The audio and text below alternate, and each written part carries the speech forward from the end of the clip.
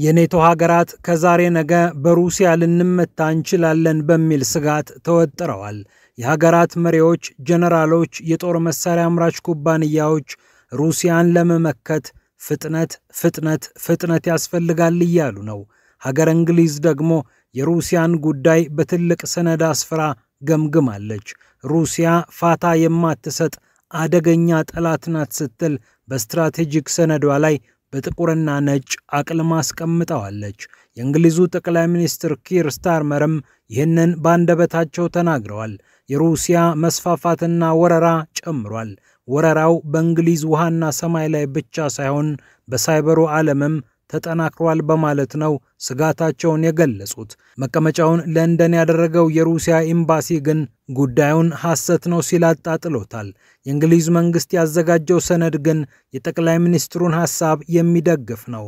ሩሲያ ጊዜ የማትሰጥ አደጋ ነች፣ ትንፋሽ የምታሳጥር ጠላት ነች ብሏል።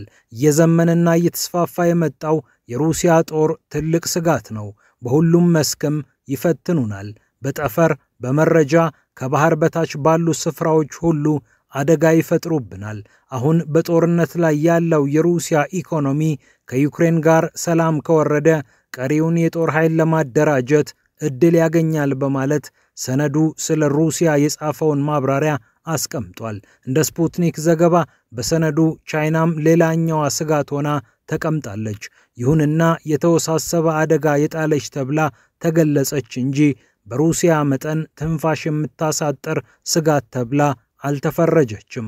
ሩሲያ ግን ባላት ባዮሎጂካዊና ኬሚካላዊ መሳሪያ ብቻ ከፍተኛ አደጋ የምትጋብዝ ተብላ የስጋት ደረጃ ወጥቶላታል። ለእንግሊዝ ቻይና አደጋ የሆነችው አዳዲስ ቴክኖሎጂዎችን በመፍጠርና የምዕራቡን ዓለም ቴክኖሎጂ በመቀማት ነው።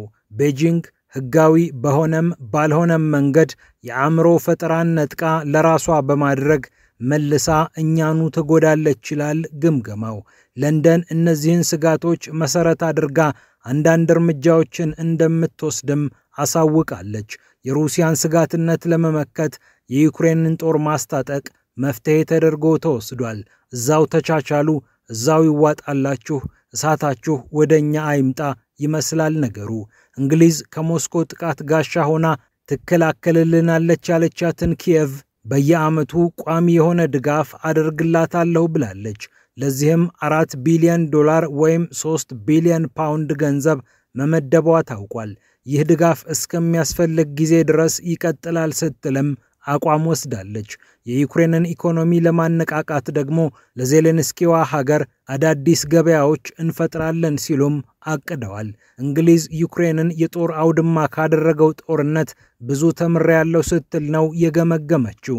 ጦርነቶች እጅግ ውስብስብ ሆነዋል ያለው የእንግሊዝ መንግስት ሰነድ ድሮንን ጨምሮ መደበኛ ባልሆነ መንገድ የሚካሄዱ ፍልሚያዎች ስጋት መሆናቸውን አትቷል። ይህንን ቅይጥ የውጊያ አቅም ለመገንባትም ከፍተኛ በጀት መመደብ እንደሚያስፈልግ በኪር ስታርመር አስተዳደር ታምኖበታል። ለዚህም 6 ቢሊዮን ፓውንድ በመመደብ ወታደራዊ ኢንዱስትሪውን ለማጎልበት ታስቧል። በሀገሪቱ 6 ስፍራዎች ግዙፍ የጦር መሳሪያ ፋብሪካዎች ይገነባሉ ተብሏል። እንግሊዝ 7000 ረጅም ርቀት መሳሪያዎችን በአዲስ ንድፍ ለማምረትም እቅድ ይዛለች። እነዚህን ሚሳኤሎች እና ሌሎች ረጅም ርቀት መሳሪያዎች በማምረት እንኳን ለራሴ ለአውሮፓም ተርፋለሁ የሚል ውጥን አላት። ይህ ሁሉ መሳሪያ ሲመረት 800 የሥራ ዕድል እንደሚፈጠር በእቅዱ መካተቱም ግርምትን ጭሯል። ከ2 ዓመት በኋላ ወታደራዊ በጀቷን ከዓመታዊ ምርቷ 2.5 በመቶ ለማድረስ ያቀደችው ለንደን የመከላከያ ፖሊሲዋን በመቀየር ላይ ነች። የእንግሊዝ መንግስት ከዚህ ቀደም መሰል ስትራቴጂክ ግምገማ ያደረገው የዩክሬኑ ጦርነት ከመፈንዳቱ ከ1 ዓመት በፊት ነበር። ለዚህም ነው ይሄኛው ሰነድ ሩሲያን እንደ ጭራቅ አድርጎ የሳለው። ሩሲያ ግን እንዲህ አይነቱን የስጋትነት ፍረጃ ሁሌም እንዳወገዘች ነው። ከዓመት በፊት ከአሜሪካዊው ጋዜጠኛ ታከር ካርልሰን ጋር ቆይታ ያደረጉት ቭላዲሚር ፑቲን ሀገራቸው የትኛውንም የኔቶ ሀገር ማጥቃት እንደማትፈልግ አስረግጠው ተናግረዋል። እንዲህ አይነቱን ማዕት የሚያወሩት በሀገራቸው ያለውን ችግር መሸሽ የሚፈልጉና ህዝባቸውን ማታለል የሚሹ መሪዎች የሚያመጡት ጣጣ ነው ሲሉ ፑቲን ተናግረው ነበር። ነገር ግን ኔቶ ድንበራችን ላይ ጦር ሲከምር ዝም ብለን እናያለን ማለት አይደለም በማለት ፕሬዝዳንቱ ትንኮሳው ከየት እንደመጣ ለማስረዳት ሞክረዋል። አንተነኩስም፣ በብሔራዊ ጥቅማችን ከተመጣ ግን ምላሽ አለን ሲሉም አስምረውበታል። አውሮፓ ግን ፑቲንን መቼም አላምንም ብሏል። የአውሮፓ የመከላከያ ኢንዱስትሪም የአህጉሩ ጦር የሚፈልገውን መሳሪያ ማምረት የሚችልበት ቁመና ላይ አይገኝም ተብሏል። በርካታ መሳሪያ ማምረት አለማምረት ብቻም ሳይሆን የጦር መሳሪያውን ለመረከብ ያለው ቢሮክራሲ ብራሰልስን ስጋት ላይ ጥሏል። በዚህ ጉዳይ ላይ ማስጠንቀቂያ ከሰጡ ሰዎች መሃል ሚካኤል ጆሃንሰን አንዱ ናቸው። ጆሃንሰን ሳብ በመባል የሚታወቅ ግዙፍ የጦር መሳሪያ አምራች ኩባንያን በዋና ስራ አስፈጻሚነት ይመራሉ። ይህ የስዊድን ኩባንያ ግሪፐን የተባለ የጦር ጀት በማምረት ይታወቃል። የዩክሬኑ ጦርነት ከተነሳ በኋላ ቀን ከወጣላቸው ኩባንያዎች አንዱ የሆነው ሳብ ይህን ጀት አምርቶ እንዲያስረክባቸው ያልጠየቁ ሀገራት የሉም ማለት ይቻላል። የኩባንያው ሽያጭም እጥፍ ወደሚባል ደረጃ ተመንድጓል። ከጦርነቱ ከአንድ ዓመት በፊት 39 ቢሊዮን የስዊድን ክሮና ገቢ የነበረው ይህ ድርጅት ከጦርነቱ ከሁለት ዓመታት በኋላ 63.7 ቢሊዮን ክሮና ወይም 6.6 ቢሊዮን ዶላር ገቢ አስገብቷል። ይህን ያህል ገቢ የሚያጋብስ ድርጅት መሪ የሆኑት ጆሃንሰን ይህ ገንዘብ አልበቃ ብሏቸው አውሮፓ አሁንም ብዙ በጀት ይመድብልን ብለዋል። በሌላ አነጋገር የኛን ኪስ ሙሉ ሲሉ ጥሪ አቅርበዋል። ዋና ስራ አስፈጻሚው ለአውሮፓ መሪዎች የሥራ ዝርዝር የሚመስል ምክርም አቅርበዋል።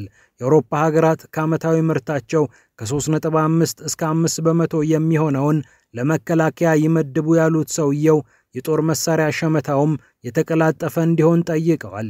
መንግስታት የጦር በጀት ይመድባሉ።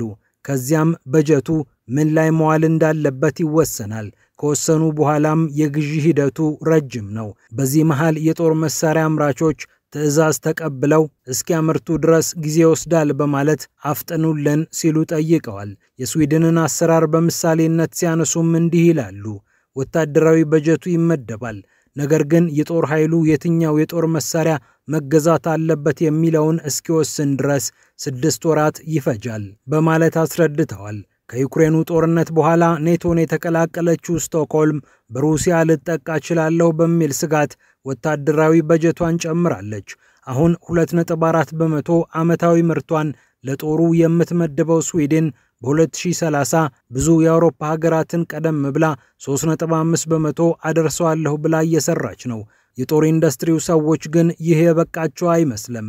በፍጥነት በጅቱና ስራ አምጡ እያሉ ይገኛሉ። የሳብ ስራ አስፈጻሚው ማይክል ጆሃንሰን ምክንያታቸውን ሲያብራሩ እንዲህ ይላሉ። ከዚህ ቀደም የተጓተተ አሰራር ነበር፣ ነገር ግን ወቅቱ የጦርነት አልነበረም። አሁን ግን ጦርነት ላይ ነው ያለነው። ይህ ደግሞ እጅግ አሳዛኝ ነው ሲሉ የጦር ኃይሎች የሥራ ሂደታቸውን እንዲያሳጥሩላቸው ጠይቀዋል። ይህ ጥያቄ በስዊድን ብቻ ሳይሆን በጀርመንም በሌሎች የአውሮፓ ሀገራትም ተነስቷል። በውስብስብ ቢሮክራሲ የምትታወቀው ጀርመን በጦር ኃላፊዎቿ ሳይቀር ጥያቄ ተነስቶባታል። የስዊድንም የጀርመንም የጦር መሪዎችና የትጥቅ አምራቾች የሩሲያ ጦር መሳሪያ በገፍ ተመርቶ እየቀረበለት እንደሆነ በስጋት ይገልጻሉ። ጆሃንሰንም ይህንን ሐሳብ አንጸባርቀዋል።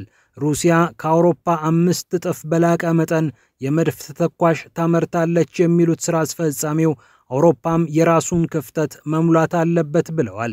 የወታደራዊ ኢንዱስትሪ ማዕከላትን ማቋቋም አለብን በማለትም ምክር ሰጥተዋል። የጀርመን መከላከያ የፕላንና ልማት መሪ ጄኔራል ካርልስተን ብሩወር ተመሳሳይ ችግር ሀገራቸው እንዳለ ጠቁመዋል። በጀርመንም ተመሳሳይ ችግር አለ። የጦር መሳሪያ ለማግኘት በሂደት ላይ ሂደት ይገጥመናል። ገንዘቡ እንዳይወጣ የተፈለገ እስኪመስልም ድረስ ይወሳሰባል በማለት አስረድተዋል። ከዚህ ቀደም በቂ ጊዜ ነበረን፣ በቂ ገንዘብ ግን አልነበረንም።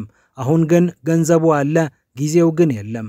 ገንዘቡ ስራ ላይ ሊውል ሲል ሌላ ሂደት ይጨመርበታል በማለት የተተበተበውን ነገር ገላልጠዋል። የአውሮፓ የጦር መሪዎች ሩሲያ ታጠቃናለች ብለው ያለምንም ጥርጥር እየተናገሩ ይገኛሉ። እንደ ቢዝነስ ኢንሳይደር ዘገባ የጦር መሪዎቹ በሩሲያ እንጠቃለን ብለው ያሰቡት በ2029 እንደ አውሮፓውያን አቆጣጠር ነው።